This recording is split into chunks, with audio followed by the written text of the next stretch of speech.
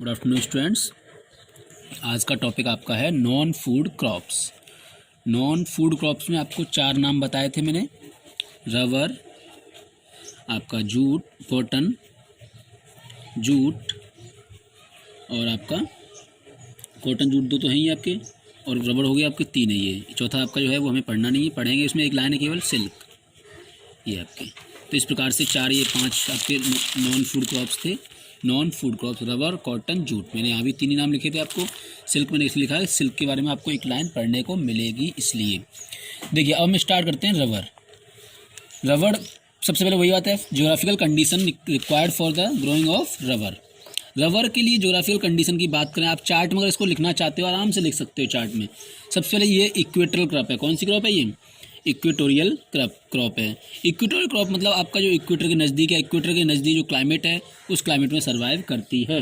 लेकिन आज के माहौल में during with the help of special condition की सहायता से इक्वेटर के अलावा इसको ट्रॉपिकल एंड सब ट्रॉपिकल रीजन में भी हम इसको उगा सकते हैं, एरियाज़ में भी उगा सकते हैं इसको। स्पेशल कंडीशन में लिखिए इसलिए। वैसे इक्वेटरल क्रॉप है लेकिन इसके अलावा ये इन रीजनों में भी उगाई जाती है। इसके बाद इसको मॉइस्ट एंड ह्यूमिड क्लाइमेट, कैसे चाहिए इसको? ह्यूमिड क्लाइमेट चाहिए जिसके साथ रेनफॉल लगभग इसको चाहिए 200, कितनी चाहिए? रेनफॉल चाहिए मोर देन 200 सेंटीमीटर। जब मोर देन 200 सेंटीमीटर रेनफॉल चाहिए तो टेम्परेचर ऑलरेडी उसका एबव 25 डिग्री सेल्सियस चाहिए। तो ये हो गया आपका रेनफॉल, टेम्परेचर और कौन सी क्रॉप है ये। और इसके साथ साथ रबर की एक खासियत है, अब ये नॉन फूड क्रॉप है ना, तो नॉन फूड क्रॉप के साथ साथ रबर आपकी इंडस्ट्रियल क्रॉप है। कौन सी क्रॉप है ये?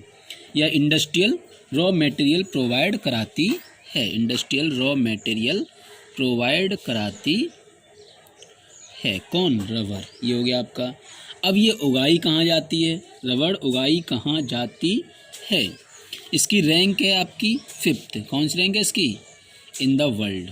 इंडिया में जो रैंक आपकी प्रोड्यूस होती है रबर, उसकी रैंक वर्ल्ड में 5th नंबर पर है। अब हम बात कर लें स्टेट कहाँ कहाँ ये उगाई जाती है, और इसके लिए बात करें it is mainly ground in Kerala. सबसे ज़्यादा ये लार्जेस्ट प्रोड्यूसर इसका केरल है।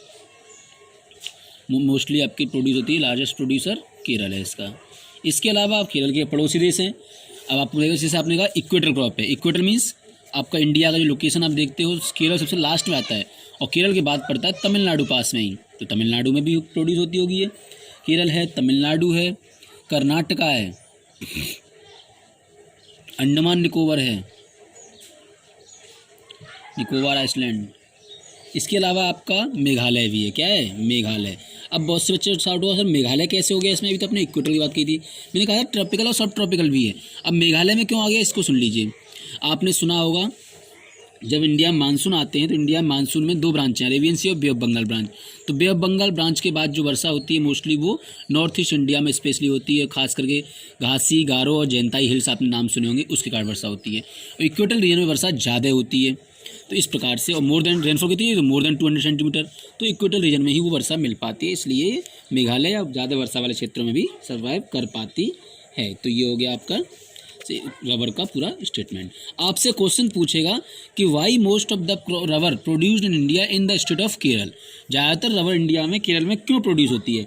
अब घुमाया उसने क्वेश्चन, लेकिन आपका आंसर बिल्कुल सिंपल रहना चाहिए कि जो अपनी ज्योग्राफिक कंडीशन थी वो ज्योग्राफिक कंडीशन बता दीजिए। केरल में क्यों प्रोड्यूस होती है? क्योंकि केरल में वो सारे ज्योग्राफिकल फैक्टर्स अवेलेबल है जो रबर को चाहिए उगाने के लिए। तो ये तो हो गया आपका रबर। अब now we start the non food crop में 2 बची, कॉटन और जूट। इनको हम बोल रहे हैं फाइबर क्रॉप। क्या बोल रहे हैं हम? Fibre crops. तो हम फाइबर क्रॉप्स पढ़ेंगे, रबर, वो कॉटन और जूट को। लेकिन फाइबर क्रॉप पढ़ने से पहले आपकी बुक में 4 फाइबर क्रॉप दिए हैं। कॉटन दिया है आपकी बुक में, जूट दिया है आपकी बुक में, हेम्प दिया है आपकी बुक में, एंड सिल्क। ये 4 दिए हुए हैं आपकी बुक में फाइबर क्रॉप्स। अब देखिए एक चीज़, इन 4 फाइबर क्रॉप्स में से कॉटन, जूट और hemp, these are the crops. क्या ये आपकी क्रॉप्स हैं ऑब्टेन्ड फ्रॉम ट्रीज या प्लांट्स। मीन्स पेड़ पौधों से मिलती है। लेकिन सिल्क आपका ये रियरिंग ऑफ सिल्क वॉर्म, किससे मिलती है ये? सिल्क वॉर्म से मिलती है, और स्पेशली कौन से? मलबरी ट्रीज से। तो इस rearing of silk worm fade on green leaves of mulberry trees.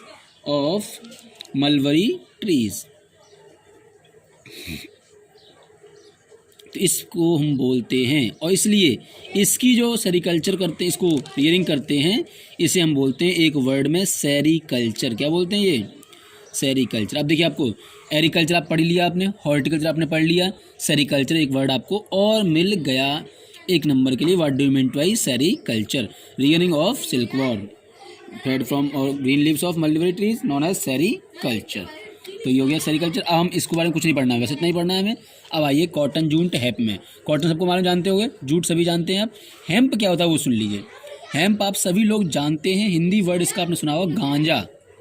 वैसे ये ड्रग के रूप में इस्तेमाल होता है, लेकिन वो ड्रग के साथ साथ ये आपका एक प्रकार से फाइबर भी है, उसमें लेटेक्स कलेक्ट करके फाइबर के रूप में भी इस्तेमाल किया जाता है। तो लेकिन हम इसको नहीं पढ़ेंगे यहाँ पर, हम केवल पढ़ेंगे कॉटन और जूट। तो चलिए हम स्टार्ट करते हैं आपका कॉटन। हमें कॉटन पढ़ना है। सबसे पहले बात करते हैं इंडिजीनियस। कैसा है ये? Indigenous plant. ऐसा माना जाता है कि कॉटन प्लांट की डिस्कवरी या कॉटन प्लांट का जन्म इंडिया में ही हुआ है। दूसरी पॉइंट, रॉ मटेरियल है किसके लिए? ये रॉ मटेरियल है कॉटन इंडस्ट्री, टेक्सटाइल, किसके लिए?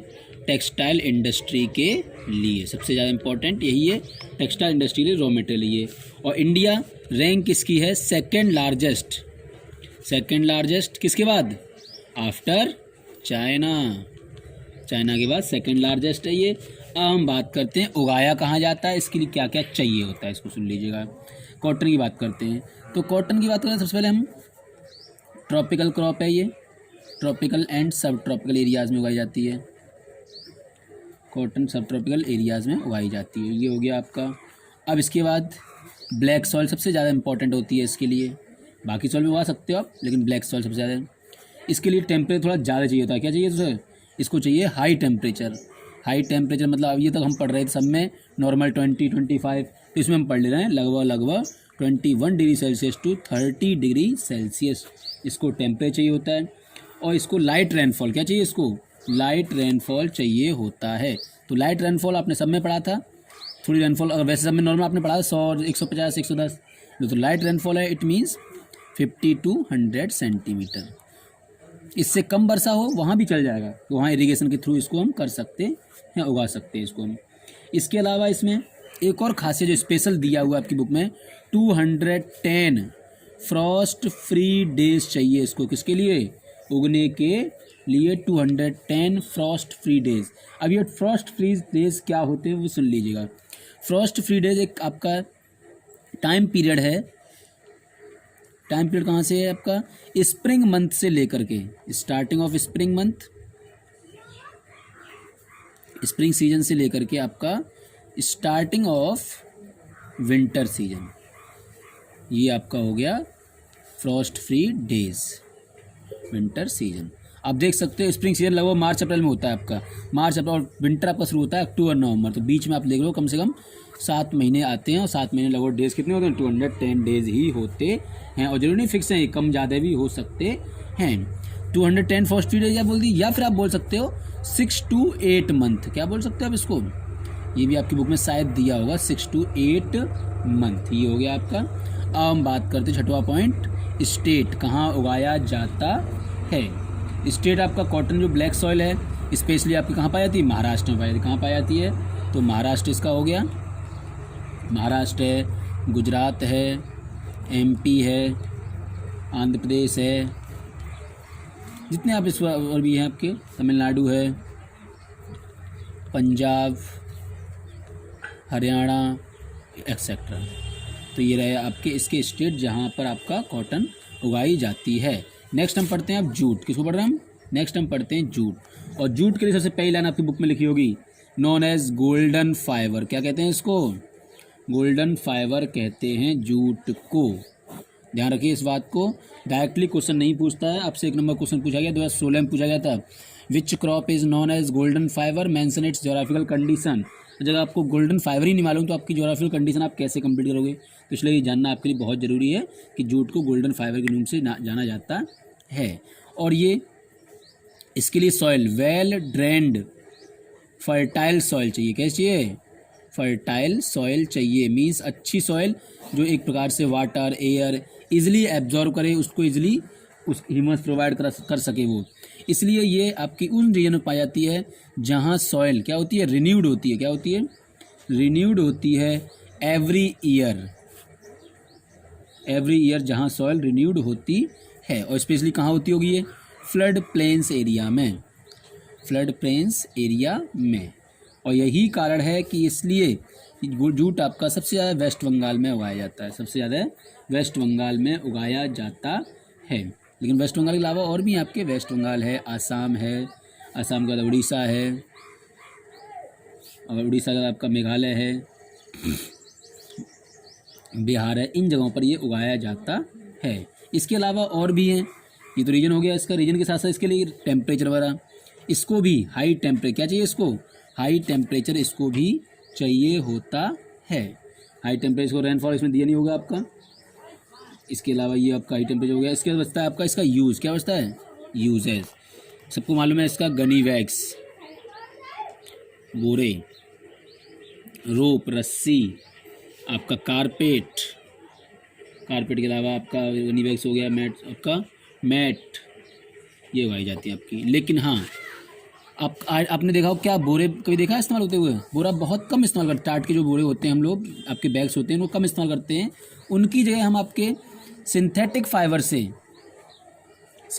फाइबर से आपने देखा हो जो प्लास्टिक वगैरह बोरी बनती है वो इस्तेमाल करते हैं। हम लोग सब्जी लेने आते हैं तो आपका पॉलीथीन मांगते हैं उससे, बल्कि अपने घर से जूट का थैला लेके नहीं जाते हैं। तो क्योंकि जूट की क्या होती है? Due to its high cost, ये थोड़ा महंगा होता है। महंगा होने के कारण it is losing the market,